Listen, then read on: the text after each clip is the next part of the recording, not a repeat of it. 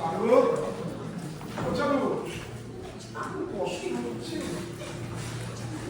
না তো কি চোখের সামনে দেখতে বুঝতে পারছো না জিজ্ঞেস করা হচ্ছে একটা পরে ওই গুলিগুলো সব পেনকিলারের গুলিগুলো এনে রাখলাম, একটা তো খেলে পারতে। কিছু খাবো না আমি দরদটা কেন হচ্ছে হার জ্বালানো কোথাকার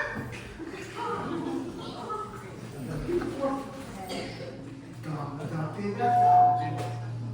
ইয়ার কি হচ্ছে বলছি না দাঁত নয় চোয়া চোয়া বারবার বলছি আমাকে কথা বলিও না কথা বলতে গেলে আমার লাগছে তা নয় সে আমাকে খুঁচিয়ে খুঁচিয়ে কথা না বলিয়ে তুমি ছাড়বে না 15টা বছর ধরে জ্বালিয়ে গেলে আর কিছু করবো না, আর কিছু করবো না। সব কষ্ট পাচ্ছি তো, আমি বলছি আমার কষ্ট পাচ্ছি আমার কোন কষ্টটা তুমি বোঝো আমি বলেই সহ্য করে পড়ে আছি অন্য কেউ হলে না তবে ঘাট থেকে নামিয়ে পালিয়ে বাঁচত অপদার্থ আর পাগলা বুড়ো ভাই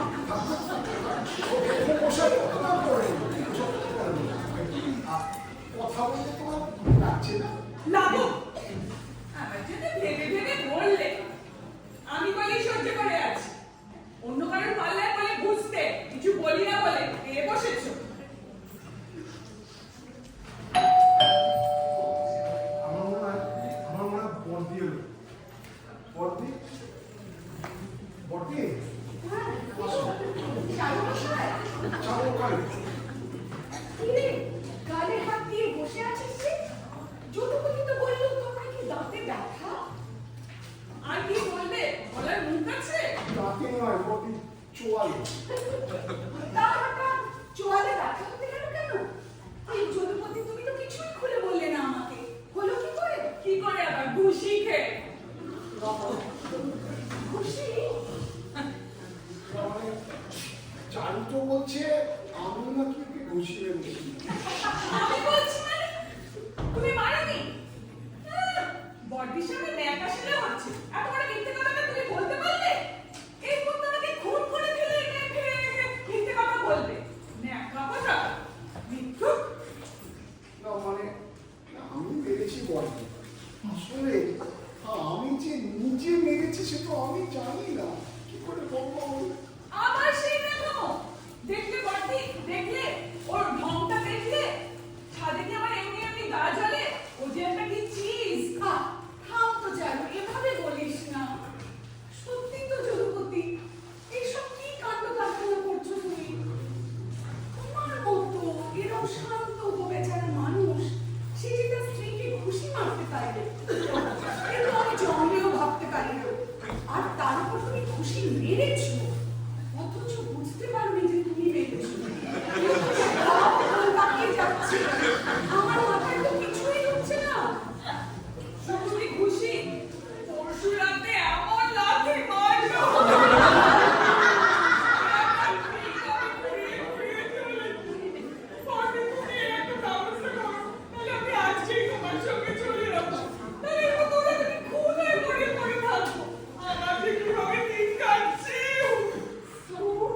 যদুপতি এইভাবে চুপ করে দাঁড়িয়ে থাকলে তো চলবে না বাবু কিছু বলো আমাকে একটু বুঝতে দাও ব্যাপারটা বর্দি, আমার তো বলার কোনো মুখ নেই, মানে তুমি মেরেছো সত্যি তুমি মেরেছো সেরকমই তো দাঁড়াচ্ছে।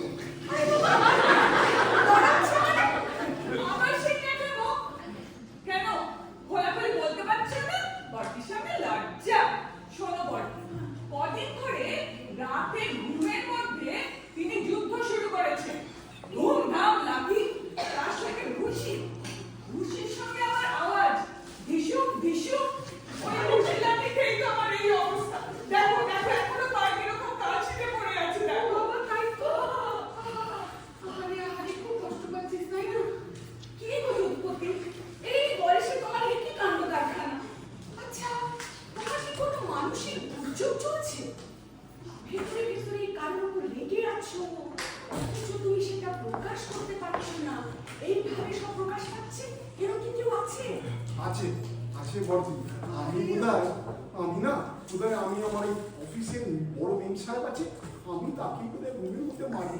আসলে মানে অন্ধকার আবছায়া, আমি তো কিছু বুঝতে পারি না, তাই আর কি। আমি ঠিক ধরেছি, ঠিক ধরেছি। তাহলে ওই মেম সাহেবের উপর তোমার এরকম রাগই বা কেন? এত চটে আছো কেন তুমি? সে তো আপনি জানেন বর্দি। তোমাকে বদলি করবে বলেছিলেন, তাই বলে? হ্যাঁ, আরে বর্দি, বদলি হতে আমার কোনো অসুবিধা ছিল না, আমার কোনো প্রবলেম নেই।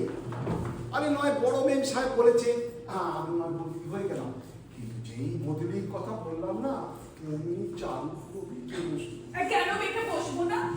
হ্যাঁ, অফিসে আর কারণে পেলো না, তাই এই ল্যাবাতন্ত্রটাকে বদলি করেছি। এইভাবে বলিস না, এইভাবে কেন বলছিস? না, বলবো না। ও একটা মানুষ না পোকামাকড়ের অধম। থাম থাম থাম চারু, এভাবে বলতে হয় না। আচ্ছা যদুপতি, তুমি এত ভয় বা পাচ্ছ কেন মেম সাহেবকে বলতে? আমি কয়েকবার না বলতে গেছি বর্দি, হ্যাঁ গেলাম, যাচ্ছে তাই করে অফিস থেকে বার করে দিল। আরে আপনি তো দেখেননি বড় মেম সাহেবকে, একটা আস্ত বুলডগ। হ্যাঁ হ্যাঁ হ্যাঁ, তোমার সামনে মিনে পেনাল্টিও বলল, বাড়ির জমাদারটা পর্যন্ত ওর উপর তন্ডি করে যায়। এ ঠাট্টা করছে, ও রাগ দেখাচ্ছে, আর উনি নির্বিকার। ও শান্ত বেচারা মানুষ, এভাবে তুই তো হ্যাঁ, জানিস। ওই শান্ত মানুষের জ্বালাই তো গেলাম। কতবার বলেছি, তোমার মেম সাহেবের সামনে দাঁড়াতে ভয় করে তো একটা চিঠি লিখে দাও। তাই অফিস শুদ্ধ সবাই বলছে ওর বদলির চাকরি নয়, ওকে ভালো মানুষ পেয়ে অন্যায় ভাবে বদলি করছে। বলছে কিনা জিজ্ঞেস করে দেখো। আমি তো স্বীকার করছি, যে ওরা বলছে, কিন্তু আমার না ওই মেম সাহেবকে ফেস করার ঠিক ঠিক সাহসটা হচ্ছে না বর্দি। বুঝলাম, তুমি ভীতু প্রকৃতির মানুষ, কিন্তু তোমার অফিসের কলিগরা তোমার উপরে এই যে অন্যায়টা হচ্ছে সেটা তো বুঝতে পারছেন নাকি? তারা তোমার পাশে দাঁড়িয়ে তোমার সাহস জোগাচ্ছেন না কেন বলতো? আচ্ছা বর্দি, আমি যদি নিজে কিছু না করি ওরা কি করবে বলুন তো? হ্যাঁ, ওরা তো বলছে যদুপতি দা আপনি চিঠিটা দিয়ে দিন, হ্যাঁ আমরা সঙ্গে আছি। এই তো চিঠিটা দিলেই দেখবে সব ফয়সালার সমাধান হয়ে যাবে, সব সব তোমার মাথাটাও ঠান্ডা হয়ে যাবে। কি বলিস চারু? আরে বর্দি, আমি না ওই চিঠিটা লিখে ফেলেছি। হ্যাঁ হ্যাঁ, ওই অবধি। আজ 7 দিন ধরে পকেটে করে চিঠিটা একবার অফিসে নিয়ে যাচ্ছে, আবার ফেরত নিয়ে আসছে। এর মতো মিনমিনে লোক দেখেছি কোনোদিন? ভয়, ওর হচ্ছে ভয় রোগ। বর্দি, আমি ঠিক করেছি, আমি আজকে মেম সাহেবকে আমি চিঠিটা দিয়েই ছাড়ব। এই তো বুঝেছো তো, তাহলে চিঠিটা তুমি দিচ্ছ। আর তোমার মেম সাহেব তোমাকে কামড়াবে না মারবে, এত ভয় পাচ্ছ কেন? আর যদি একটু কামড়েও দেয় তাহলে ক্ষতিটা কি? তুমি চিঠিটা দিচ্ছ, আজকে চিঠিটা দিচ্ছ।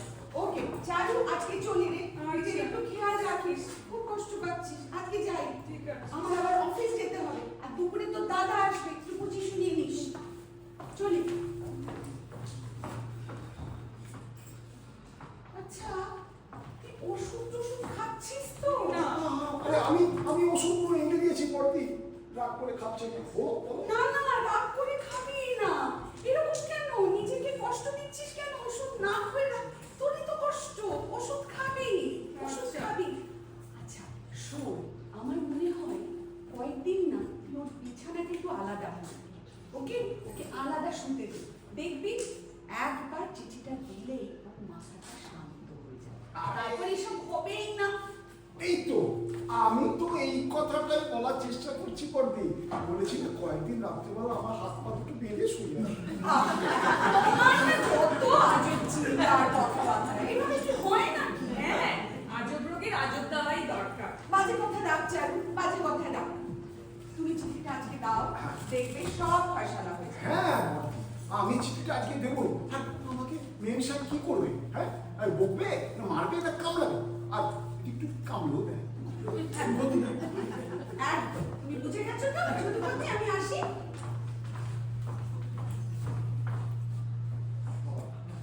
আচ্ছা, তুমি ওই যুদ্ধের সময় ভীষণ আওয়াজটা করো কেন ভাই বলো? কেন আবার দিনরাত হিন্দি পিকচারে ফাইটিং দেখে? না ওর মাঝে আসলে কি জানেন তো বর্দি, ওই অ্যাকশনের সঙ্গে যদি একটু মুখে সাউন্ড এফেক্ট হয় তাহলে ব্যাপারটা একটা অন্যরকম।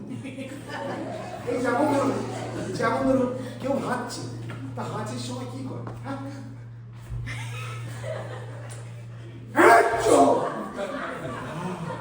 কেউ একটা আরাম থেকে উঠে আসে, আর যেমন এই কাটকাটি যে লোকটা সে গুড়ুটা তুললো, তুলে মাথার উপর তুললো, তারপরে একটা হাইলো হাইলো। বাবা বাবা বুঝেছি সব বুঝেছি। আমি চলি রে চালু করে আসি। তো দাদা আসবে, একটু বুঝিয়ে সুঝিয়ে দিই। আমি কাল আবার আসছি। আমার বংশে আমার মতো কেউ ছিল না। আমি যে কিরকম করে এরকম হয়ে গেলাম একদমই আমার ভয়। জানো আমার ঠাকুরদা, হ্যাঁ ওই ব্রিটিশ আমলে একটা লাল মুখ ওরা সৈন্যর কান মুড়ে দিয়েছিল। হ্যাঁ, আজকে বেঁচে থাকলে তোমার কান দিয়ে বলে দিবে। ছোটবেলায় দুবার টাইফয়েড হলো